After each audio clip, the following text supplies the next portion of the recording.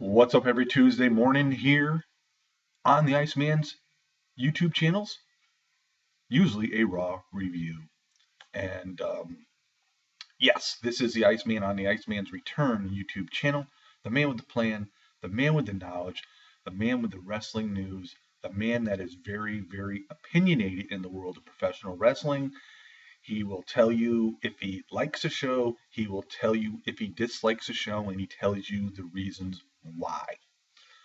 Now, on the Iceman V2013 YouTube channel yesterday, I put up a video talking about a very pivotal Raw to be shown last night. And did it deliver?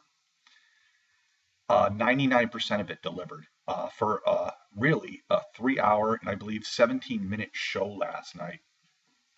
There's a lot to talk about, but I'm going to skip some things that to me that weren't majorly important. But anyway, the show opened up with the Authority in the ring: Seth Rollins, Kane, Big Show, and Jamie Noble and Joey Mercury. And Randy Orton came out, and believe me, this was an eerie, weird segment because you thought the Randy Orton turn was happening right then and there. And he put down Kane, saying he was like a coffee go-getter. He called Big Show pathetic. Noble and Mercury, he just had nothing good to say. And he got into Seth Rollins' face and told him, basically, I'm waiting for the right time to strike on you. And you saw the look on everybody's faces after he said what he said. And then all of a sudden he goes, come on, guys. He goes, I'm only joking. And then, of course, Seth Rollins fell for it. You could tell that J&J Security didn't. Big Show fell for it. But Kane had in the back of his mind something wasn't right. So that was a pretty good segment there. And they also announced the fact that Randy Orton was going to team with Seth Rollins in the main event against Roman Reigns, which is a beef I had an issue with. But now I do understand why. But anyhow, that was a pretty good segment there. I think one of the most interesting matches coming up at WrestleMania is going to be this Intercontinental title match with the ladder match. It looks to me now that Daniel Bryan probably will get inserted. Everybody is gone out and stolen that belt from Bad News Barrett. Of course, R-Truth, one of the biggest culprits. This match is, with all these participants in this match, this is going to make it for a most entertaining IC belt probably that we've ever seen in many, many years. Everybody's got an opportunity. If and when Daniel Bryan does get inserted into this title match, my gut feeling is Daniel Bryan will emerge as the Intercontinental Champion. Nothing against Dean Ambrose or Dolph Ziggler, Luke Harper, R-Truth, Bad News Barrett. Even Stardust is, interesting. Very, very interesting with the different characters going into this ladder match for WrestleMania. And I think we're going to see in the upcoming weeks, each one of these competitors going after the IC title in the ladder match are going to face off with each other. So it should be pretty interesting going on there.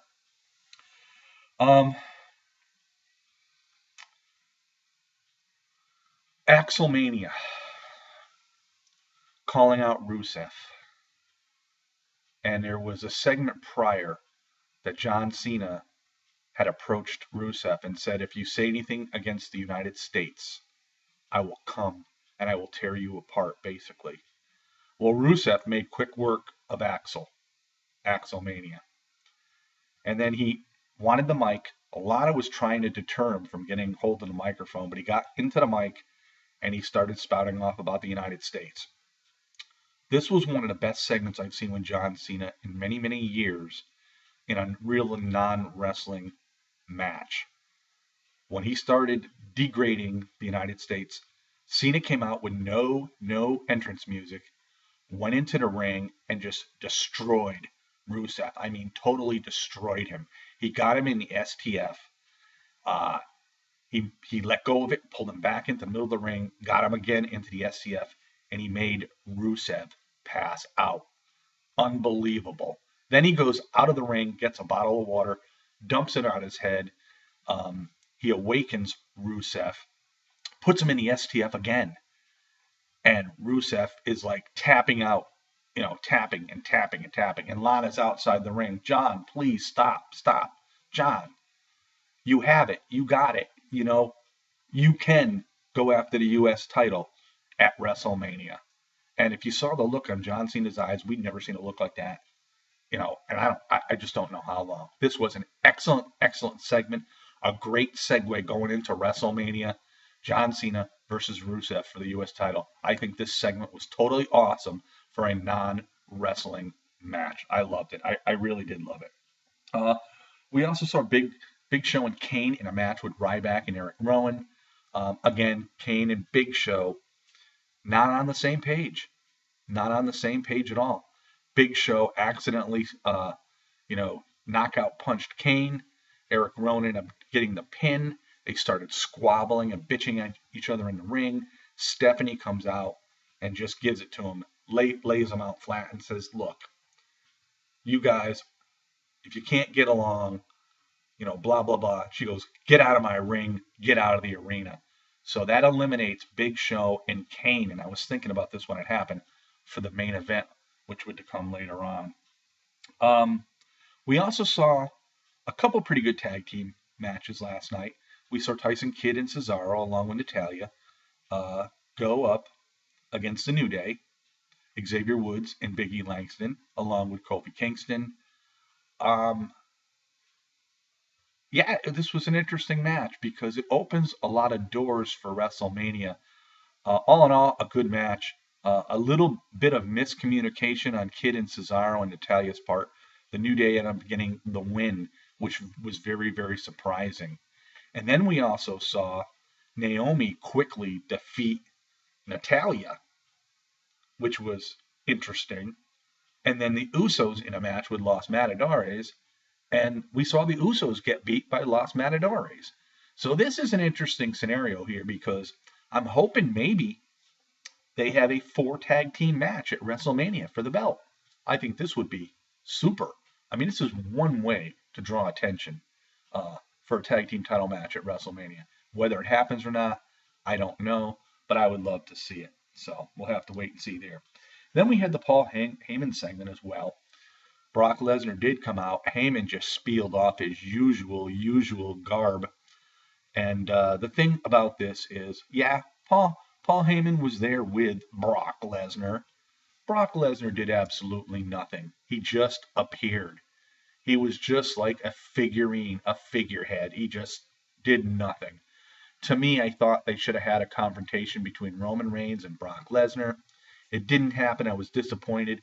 Maybe it'll happen within the next 2 weeks. I think something's got to give here somewhere. But all in all, I didn't really care for that segment because I didn't see any confrontation. And that was one of the points of Raw that I really didn't care for. The other one is the Sting segment, where Sting speaks out. Obviously, anybody that's ever been a WCW fan, TNA fan, and whatnot, knows that whoever was speaking in place of Sting last night, it obviously wasn't Sting. And I think this was a bad move by the WWE. I don't know why they couldn't have had Sting just record what they wanted him to say and actually, have it aired. I didn't get it.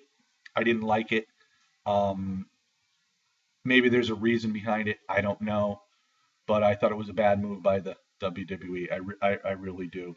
But anyway, that's my opinion on that there. I thought the Bray Wyatt segment was awesome. It was a very, very big highlight of the night prior to the main event. He comes out and he does his usual dark speech. And he had the Undertaker, the urn the Undertaker used to have, Paul Bearer's urn. And he opens it up and he started laughing, saying there's nothing in it. And then, of course, smoke comes out of the urn. And it was like totally awesome. And then you finally heard the Undertaker's music hit. And then you saw on the screen This was great. And then, Bray Wyatt's chairs in the middle of the ring and the lighting effects last night with this segment were like through the roof. You saw a lightning bolt come out from somewhere in the balcony area somewhere. It strikes the chair and it goes on fire. I mean, totally, totally awesome. So we now have that set up for WrestleMania, Bray Wyatt and The Undertaker, as well as John Cena and Rusev. We have the tag team titles, which we're not really sure how they're going to go about doing that, but four-way would be awesome. We also know Paige and AJ are going to go up against the Bellas, which was pretty much already predetermined. But the show really it kept me on my toes last night. And then finally we get to the main event where Seth Rollins comes out with J&J Security, I should say, and then comes out Randy Orton, and they're to face Roman Reigns. Well, Rollins was, holding his own there for a while. Reigns got thrown out of the ring, outside the ring, and J&J Security kept attempting to attack Roman Reigns, and Orton's over there bitching at him. What are you doing? What are you doing? We got this. We got this. Rollins heard it, saw it, told J&J Security to take a hike, and they took a hike. And this was the door that opened up for Randy Orton. Reigns turned the match around. He was starting to take down Seth Rollins. Seth Rollins was finally getting back to crawl to the corner to make the tag on Randy Orton. He pulled his hand back, and he looked away. And Rollins is up there looking at him. And in the meantime, while Rollins is staring at Randy Orton, Roman Reigns came in and got the win. Reigns leaves the ring, and then all hell broke loose. Randy Orton just showed the Viper side of himself. This was a great, great segment. This segment lasted for quite some time. Randy Orton beat the hell out of Seth Rollins. I mean, he just beat the hell out of him. Inside the ring, outside the ring. He got a chair outside the ring in the fan area and started smashing Rollins on the back. I mean, there was no stopping Randy Orton. He kept yelling at Seth Rollins saying, "You think I'm ever going to forget about what you did? Do you think? Do you think? What's wrong with you?" And the beatdown just finally continued. Seth Rollins was totally, totally out of it. And finally, Randy Orton cleared off the announce table, got Rollins up there and RKO'd him, and then the whole table collapsed. Orton got up, started walking away, and it was just like, if you ever wanted to see a great ending to Monday Night Raw, that was one of the great endings there ever were. And to be honest with you, it was a 3-hour and about 17-minute show, 18-minute show. And I'm going, wow, this show is longer than a pay-per-view. And, but I'll tell you, like I said, it was supposed to be a pivotal show towards WrestleMania. And I think the WWE did a 99.9% great job on doing so. But like I said, the only issue I had was no, confrontation between Reigns and Brock Lesnar, and the Sting voice. To this moment, I still don't understand it. I haven't been able to read anything yet today. Maybe there's a reason behind it. Maybe they want to make Sting look more mysterious. But, see, the last time we've all seen Sting, we saw him in TNA, and he was very, very vocal in TNA. And then he comes to the WWE, and he's back to that crow gimmick of WCW, where he very rarely spoke. But when he did speak, it was Sting who spoke, not some impersonator, that they dubbed in the voice into the video. So, great show. Have no complaints about it. If you didn't see it, watch it. I mean, it definitely delivered. And the Rusev and John Cena segment was like one of the highlights of my nights, because, Rusev made John Cena pass out at Fastlane. And maybe this wasn't in a match, but John Cena destroyed Rusev. And then, of course, I will put this in. Lana tried to talk to Rusev afterwards. He told her to get away. Now, Lana is supposed to be leaving for some time to do a movie with Edge. Now, whether or not Lana will accompany Rusev at WrestleMania, this could be interesting because it's possible if John Cena does get that U.S. title at WrestleMania and Rusev is without Lana, this could be the hitch. That would, make it realistic that Rusev could not win without his manager, Lana, around. So we'll have to wait and see. Everybody have yourself a great Tuesday.